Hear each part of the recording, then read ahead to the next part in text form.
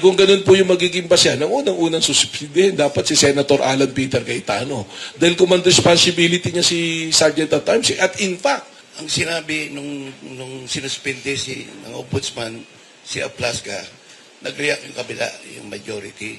Dapat din daw ikaw, dahil kayo naging problema. How do you respond to that comment? una-una po, hindi naman ako doon na nagpaputok ng baril. Siguro yung sinasabi because I'm the head of the NBI, kaya dapat suspindihin ako dahil command responsibility ko yung mga tao. Tama po ba? Kung ganun po yung magiging basya, ang unang-unang suspindihin, dapat si Senator Alan Peter Cayetano. Dahil command responsibility niya si Sergeant at times. At in fact, inaamin ni Sergeant at times, sila nag-uusap doon sa mga pangyayari. So ako naman po, I'm willing to face any investigation. Kung ano man po, if I will be found na may kasalanan, I'm willing to serve kung ano man penalty na gagawin po natin.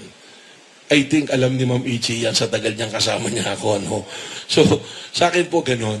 And yun naman, ako pag tinatanong lang, doon lang din po tayo nagpapaliwanag eh. Dahil gusto ko lang po mag-respond doon sa tanong ninyo. And as much as possible, sa totoo, ayoko na po sanang mag-interview. I've declined a lot already. Because I'd like to give, I would like to give it to the committee that was as committee na ginawa, na binuo ni Secretary Bida, no? And the CIDG is there already. So sila yung mas makakasagot dito. But your question is something na legal and political somehow. So anong pinanggagalingan? Siguro command responsibility. Sabi po nila, yun po siguro.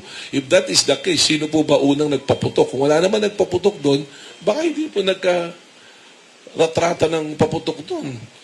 At sino po ang may command responsibility kay Sergeant at Arms?